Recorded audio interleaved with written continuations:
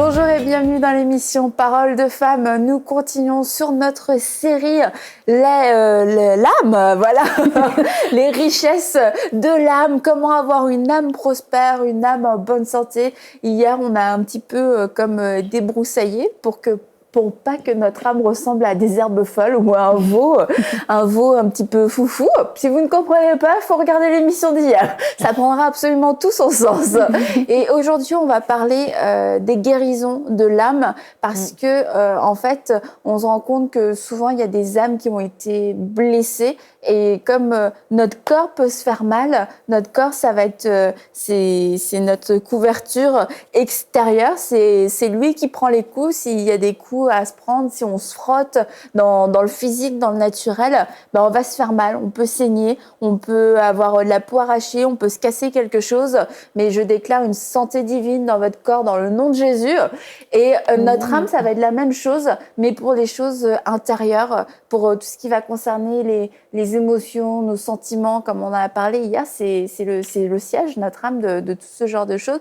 Et on peut être affecté vraiment dans notre âme à plus ou moins petite et grande échelle, mais on peut vraiment on dit quelquefois avoir mal à l'âme, les maux de l'âme, mais c'est pas... c'est comme pas une maladie imaginaire. Ça existe vraiment d'avoir mal à l'âme. Mm-hmm. Oui, c'est ça. Quelquefois, on peut se sentir mal, mais pas nécessairement parce qu'on est malade physiquement, mais juste parce qu'on a un mal-être intérieur qui est général. Et ça peut se traduire par du chagrin, ça peut se traduire par une tristesse qui est toujours là, toujours présente. Des fois, ça peut être plus aigu, des fois, ça peut être carrément la dépression, un état constamment dépressif, ou des fois, on peut sentir notre cœur qui se serre toujours. On a envie de pleurer. Peut-être qu'on peut avoir même la nausée, mais c'est pas parce qu'on a un virus, mais c'est vraiment parce que notre âme est malade. On a été meurtris dans nos émotions. On va en parler aujourd'hui de toutes ces raisons pourquoi on peut se sentir comme ça. Mais il faut simplement pas ignorer cette douleur. Ça peut être aussi comme un sentiment toujours de l'amertume, se sentir aigri de la vie. Ce mal à l'âme-là peut se traduire de plusieurs façons, par toutes sortes de malaises, mais c'est rien de bien confortable. On ne se sent jamais vraiment bien. C'est exactement ça. On n'est jamais comme dans ce sentiment de bien-être. Hier, on parlait du repos, on parlait d'être dans un état, d'être rassasié de la présence de Dieu, juste rassasié de paix, d'être dans un état de joie. Et bon, si on a mal à l'âme, on ressent pratiquement jamais ces sentiments-là. Donc, on peut diagnostiquer donc si on a mal à l'âme par ces sortes de sentiments ou ces malaises physiques. Mais dans le fond, qui ne sont pas vraiment de maladies. Ben, ça peut, en fait, ces malaises-là peuvent conduire à des maladies si ce n'est pas guéri, si notre âme n'est pas guérie. Eh bien, notre corps peut en être vraiment affecté et on peut développer des fois des maladies incurables et tout ça. Mais l'esprit abattu dessèche les os. Les os secs. Même la recherche médicale récente le montre. Tu as des maladies auto-immunes, tu as des cancers qui sont déclenchés parce que notre âme est en mauvaise santé. C'est ça. Et en mauvais état, il y a du ressentiment, de l'amertume, de la colère rentrée qui n'a jamais été réglée. Et ces choses-là, ou du stress intense, long. Et c'est prouvé que ça a une influence sur l'état d'inflammation de notre corps. Et l'inflammation conduit à d'autres maladies. Et comme tu disais hier, les limites ne sont pas ultra précises. Et c'est pour ça aussi que ça circule pour le bien, mais aussi pour le mal. Il ne faut pas croire parce que justement, on a un mal-être dans notre âme que ça va rester là, que ça va rester localisé là. Ça peut quelquefois, mais ça peut aussi se propager parce que tout est relié en nous et puis il y a une circulation et en fait l'âme porte des informations, va porter ces choses-là, puis il y a un moment donné quand on a l'âme qui est trop lourde, elle va s'épancher, ça va déborder. Et on a parlé hier de l'esprit qui déborde, et ça c'est une bonne chose. Mais quand l'âme déborde aussi, ça peut créer tout un tas de choses. Et la Bible dit que un cœur joyeux donne un visage serein. Et c'est vrai qu'il y a des gens, tu les vois, ils incarnent la paix. C'est comme, ils respirent la paix. Rien que de les voir, tu te sens soulagé quasiment. Mais il y a des gens vraiment, rien que sur leur visage, même s'ils sont très gentils, même s'ils peuvent sourire, tu sens qu'ils portent comme tous les malheurs du monde, qu'il y a quelque chose de lourd sur eux. Et ça, c'est vraiment l'esprit abattu, c'est cet âme abattu qui va se refléter. Et il y a beaucoup de personnes, sans être forcément hyper malades, mais qui vont manifester, qui vont souffrir notamment de rejet, de dépression, de ces choses-là. Oui, Annabelle, c'est que parfois, c'est pas de la faute des gens, en fait. C'est qu'il y a des personnes qui ont vécu des choses tout au long de leur vie qui ont entraîné un type de réaction et d'attitude, en fait. Et c'est ça qui se manifeste souvent. Et le rejet, justement, dont tu parles, est l'une des manifestations là. Ben, il y a des personnes qui, par exemple, dans leur enfance, n'ont pas été acceptées. Peut-être qu'ils voulaient aller avec leurs camarades, on leur a toujours dit non. Il y a des personnes qui ne se sont pas forcément senties aimées dans leur famille. Il y a des personnes qui ramènent tout à leur personne et toujours du côté négatif. Et ça, ces personnes-là qui généralement souffrent de rejet, ben, parfois, ça date même de quand elles sont toutes petites. Elles ont vécu des choses pour lesquelles elles ne mettent pas forcément des mots, mais ces choses ont entraîné ces attitudes-là qui ont créé des sentiments en eux, comme le rejet, par exemple. Et tout ça, ça fait en sorte que des personnes se retrouvent en train de manifester certaines choses qu'elles ne devraient pas, en train de vivre comme des pressions dans leur vie qui ne devaient pas être, mais c'est parce qu'elles n'ont pas su traiter avec les sentiments ou les émotions qu'elles avaient ressenties depuis des années dans leur vie. Ben, si on prend le cas du rejet, ben moi j'ai quelques caractéristiques, j'ai envie de dire, du rejet. C'est généralement des personnes qui ont des problèmes dans leur relation avec des autres, qui ne se sentent pas aimées, qui ne se sentent pas acceptées. C'est des personnes qui vivent beaucoup dans l'isolement. Mais l'important ici, c'est de savoir que vraiment, c'est des choses qui viennent du diable. Quand quelqu'un se sent déprécié, quand quelqu'un se sent comme inutile, pas aimé, toujours repoussé, c'est des choses qui viennent du diable et c'est des blessures qui sont vraiment dans l'âme. Et il y a une nécessité de les guérir, ces blessures-là, parce que l'ennemi va toujours vouloir insister sur ces points-là. Il va toujours vouloir appuyer là. Mais quand on se rend compte que, mais tiens, il y a ça qui ne marche pas dans ma vie, je me sens toujours triste, ça peut être la dépression dans certains cas. Ben, je me sens triste, j'ai des pensées de suicide, j'ai des pensées de mort, mais tout ça, c'est pas normal. On ne peut pas juste se laisser aller à ça. C'est vraiment important de comprendre que c'est comme l'ennemi en train d'appuyer sur un bouton. Il est en train d'appuyer sur ce bouton-là pour pousser à poser certaines actions. Et si on ne prend pas le pas sur ces actions-là, ça peut même encore entraîner des choses des plus graves. Ça peut entraîner pour certaines personnes, se sont retrouvées en train de commettre des actes contre leur propre corps. Et même, il y a des personnes que c'est devenu encore plus poussé. Ça a entraîné, des esprits sont venus se greffer à ces choses-là. Et ces personnes sont comme ça devenues possédées, mais c'est parce qu'elles ont retenu trop longtemps dans leur âme des choses qui ne devaient pas rester, en fait. Donc, vraiment, il y a une nécessité de travailler tout le temps sur notre âme et de faire chaque fois un check. On ne peut pas juste vivre comme ça parce qu'au final, rééduquer son âme, c'est vraiment un changement de tous les jours. Il y a toujours quelque chose à améliorer pour marcher dans la direction à laquelle Dieu nous a appelés.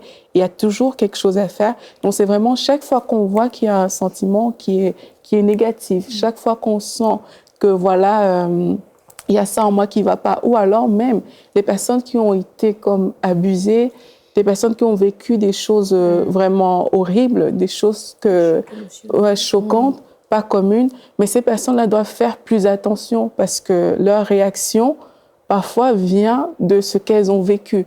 Le fait que, je ne sais pas, peut-être quelqu'un a été violenté dans son enfance, peut-être qu'il y a des femmes qui ont subi des viols dans leur vie, mais très souvent, leur réaction est orientée par rapport à ce qu'elles ont vécu. Il y a des femmes qui ne supportent même pas de voir des hommes. Il y a des gens aussi qui vivent dans une peur extrême, qui s'enferment parce qu'elles ont subi des choses.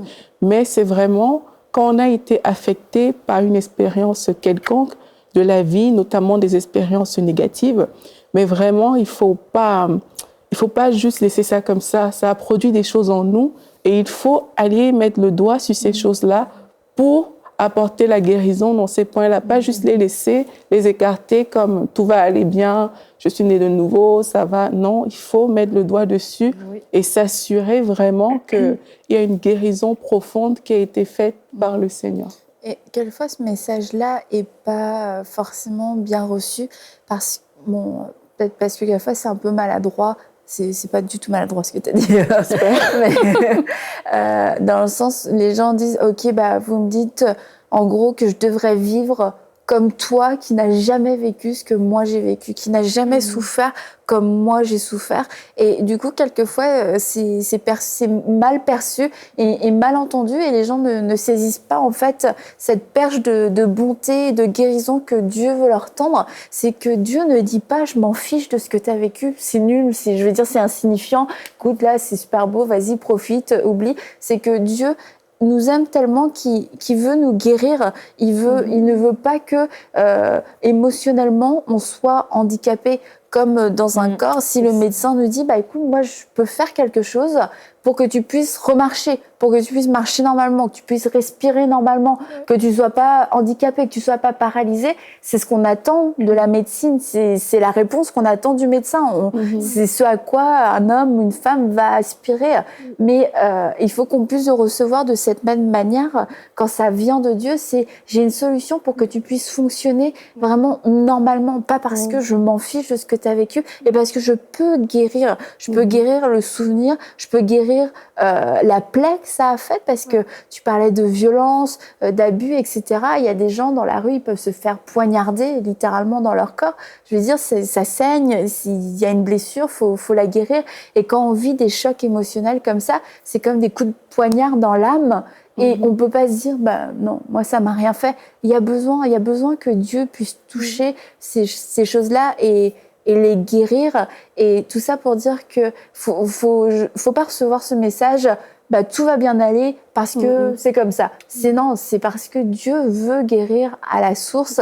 Et c'est pas parce qu'il s'en fiche de ce qui s'est passé, parce que il méprise ça, il fait comme si ça s'était pas passé. C'est vraiment pas le message derrière, c'est que Dieu sait ce que vous avez vécu et parce que vous avez vécu ça, Dieu veut vous amener sur ce chemin de restauration et de délivrance complète pour que vous ne soyez pas handicapés et pour que vous puissiez avoir une pleine liberté et éprouver les bons sentiments, pouvoir éprouver de la joie, pouvoir éprouver de l'amour sincère, de l'amour pur, de pouvoir éprouver un amour même dans votre couple, dans vos relations. Comme Aurélie disait, il y a des femmes qui peuvent pas supporter la présence d'un homme et Dieu vous appelle à pouvoir être guéri pour que vous puissiez vous marier, pour que vous puissiez être aimé d'un autre homme, que vous puissiez recevoir cet amour, vivre pleinement cette vie que Dieu a prévue. Donc c'est pas que Dieu dit bah je m'en fiche que tu as été abusé, c'est même si tu as été abusé, tu vas pouvoir vivre cette expérience d'amour marital, tu vas pouvoir vivre cette expérience du mariage sans avoir peur.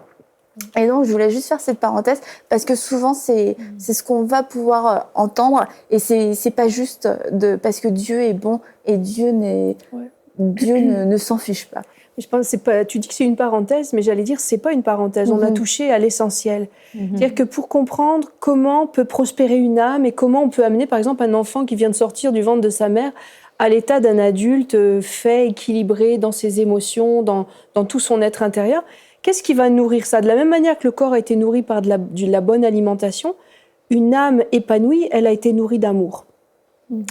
Et l'amour, c'est l'ingrédient essentiel, c'est la nourriture de l'âme. C'est le principal, l'essentiel. 99% de la nourriture de notre âme, c'est l'amour.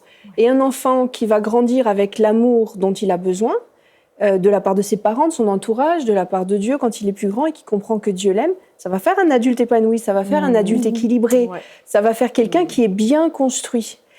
Et de la même manière, quand on manque d'amour, c'est ça qui va briser l'âme, qui va donner des manques, des malformations de l'âme. Et tu as des gens comme ça qui arrivent à l'âge adulte avec des malformations de l'âme parce qu'ils n'ont pas été nourris de manière satisfaisante par l'amour. Ils ont des parents qui leur ont pas donné d'amour, ils n'ont pas eu de parents du tout. Et puis, où ils n'ont pas connu l'amour de Dieu pour eux. Des gens qui sont élevés dans des familles païennes pour qui l'amour de Dieu, c'est un concept complètement étranger. il y a des gens comme ça qui grandissent en développant des malformations. Et une âme équilibrée, bien faite, bien remplie, paisible et bien nourrie, c'est une âme qui a été nourrie d'amour. Et quand on a bien compris ça, on va comprendre comment Dieu va pouvoir réparer, restaurer, consoler ce qui a été tordu. On parlait aussi de choc émotionnel. Là, on est dans l'extrême de la blessure. De la même manière qu'on peut avoir des chocs violents, des accidents très graves de notre corps. Ce que tu parlais, le viol ou des actes de guerre, ça correspond à des accidents graves du corps, mais l'équivalent pour l'âme. Et de la même manière, quelqu'un qui est malnutri, qui a des handicaps parce qu'il a été mal nourri, c'est comme une âme qui a mal grandi, mal nourrie d'amour. Les carences, exactement. Donc, quand on a compris ça, on comprend comment Dieu va pouvoir opérer en nous une guérison. La guérison, c'est pas la peine d'aller la chercher dans toutes sortes d'affaires. La guérison, elle va venir de l'amour de Dieu. Et puis de l'amour de notre entourage aussi. De ceux que Dieu a placés autour de nous pour nous donner de l'amour. Parce que, tu sais, c'est pas un concept brumeux, l'amour de Dieu. Je veux dire, oui, Dieu est amour. Mais comment il va transmettre son amour à toi, à moi? C'est par les gens qui nous entourent. C'est en plaçant sur notre route des gens qui vont être comme mandatés par Dieu pour nous délivrer de l'amour, pour nous donner l'amour qui va compenser nos manques, qui vont réparer ce qui a été blessé, qui vont redresser ce qui a été tordu. C'est pour ça que on va chercher devant la face de Dieu la réparation de ce qui a été tordu. Alors, on a la tentation de dire c'est à cause de un tel, de ma mère, de mon grand-père, de mon voisin, de je ne sais pas qui.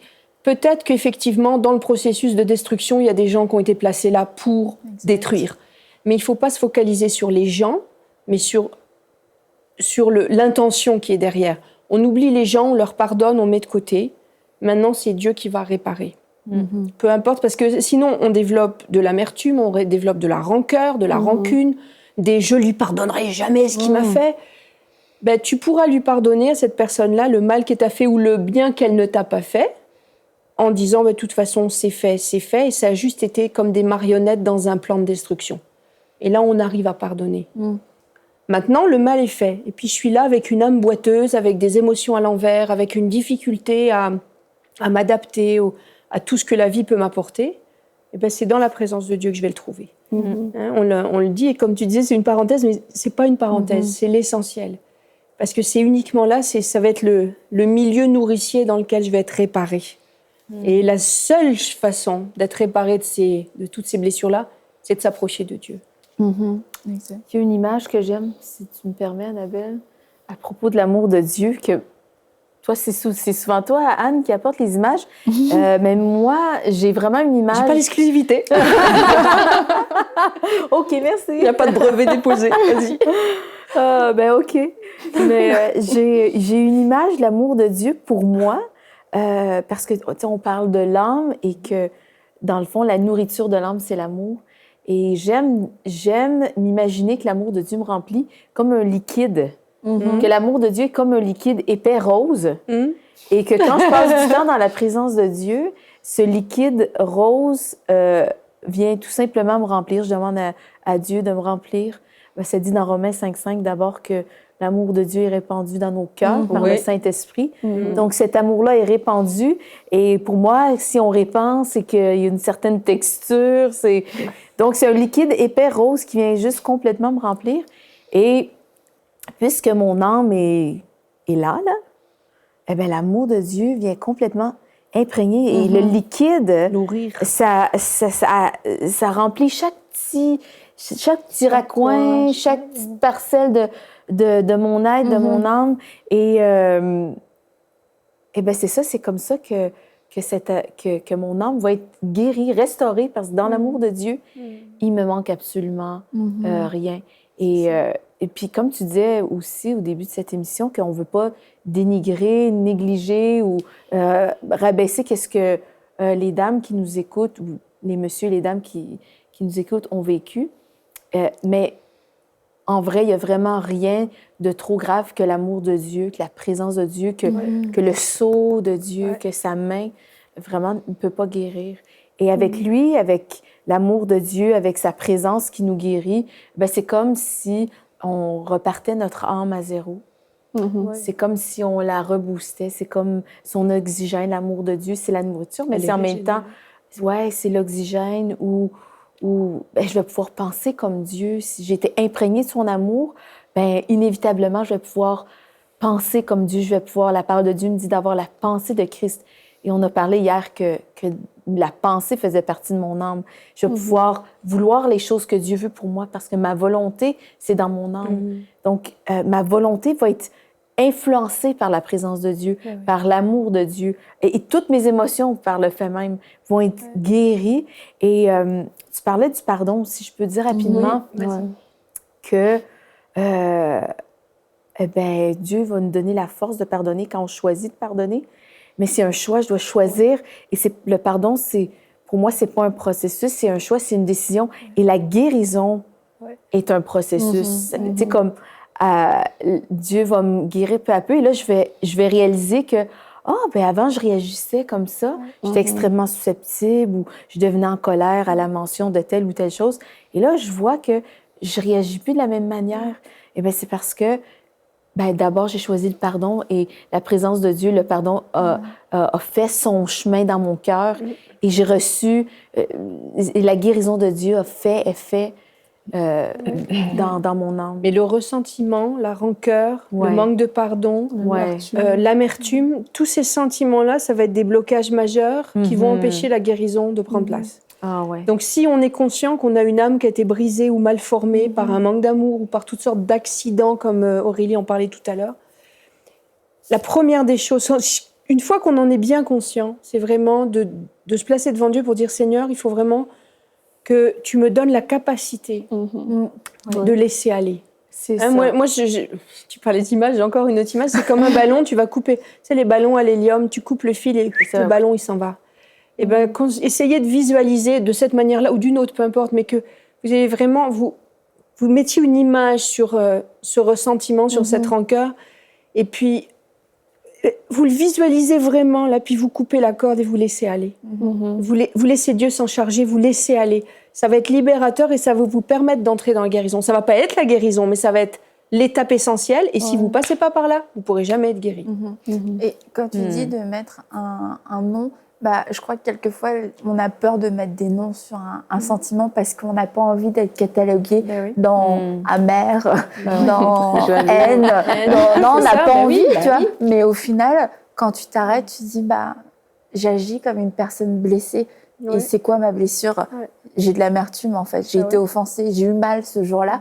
Et pour un tas de raisons, quelquefois, parce qu'on n'a juste pas envie, parce que par orgueil, par peur, partout, on peut avoir peur de mettre cette étiquette-là, mais tant qu'on ne veut pas le reconnaître, on ne pourra pas le traiter, et on ne pourra pas demander non plus à Dieu de le traiter. Si moi je l'ignore, je demande à Dieu de l'ignorer, en fait. Et on fait tous comme si ça n'existait pas. Et même, je veux dire que accepter de rester dans ces pensées-là, c'est accepter la pensée de l'ennemi, en fait. Il faut vraiment qu'on réalise ça. C'est que si on nourrit tous ces sentiments-là, ou si on fait semblant de ne pas les voir, c'est vraiment accepter la pensée de l'ennemi. Et on est vraiment dans le jeu dans lequel Satan veut nous exposer. Et prendre le pas inverse, comme Anne, tu disais, c'est aussi accepter la pensée de Dieu. Et une fois qu'on se met sous la coupe de Dieu, mais là, on est qualifié pour être débarrassé de tout ce qui n'est pas de Dieu, en fait. Donc, c'est vraiment important de voir ça aussi sous cet angle-là. Il y a pour finir, pour aujourd'hui, il y a vraiment une pensée qui est dans le monde en ce moment et qui se répand beaucoup, et je l'entends, je la lis dans des articles. Il y a cette espèce de conception que la colère, c'est correct d'être en colère, il faut que tu accueilles ton sentiment de colère. Et tu as raison, ça vient du malin. Et la colère est quelque chose qui te détruit. C'est quelque chose qui empêche Dieu de te guérir. Donc, ce n'est pas quelque chose que tu accueilles. C'est quelque chose que tu constates. Tu es en colère. Maintenant que tu as constaté, il faut faire quelque chose. Non, tu ne l'accueilles pas, ça n'a rien à faire dans ton décor. La colère, c'est quelque chose qui te détruit. Donc, ce n'est pas la question d'avoir une auréole au-dessus de la tête, de laisser la colère. C'est la question qu'il faut que tu guérisses. Puis tant que tu auras cette colère-là, tu ne pourras pas guérir. Donc, c'est quasiment une question de vie ou de mort. Donc, si la colère est là, tu ne l'accueilles pas, ta colère. Tu vas te mettre devant Dieu pour t'en débarrasser de ta colère. Oui, surtout que cette colère-là, au final, on en parlera demain, mais si on l'accueille, ça veut dire qu'elle est bienfaisante et qu'elle peut nous diriger, qu'elle peut nous aider à prendre certaines décisions, certaines directions, orientations dans notre vie. C'est faux. Et Là, des c'est décisions dangereux. prises dans la colère, ça va poser un problème. La colère n'accomplit jamais la justice de Dieu. Exact. Donc on va être dans une justice humaine. Donc oui, ça ne m'étonne pas que de plus en plus cette pensée-là puisse faire surface.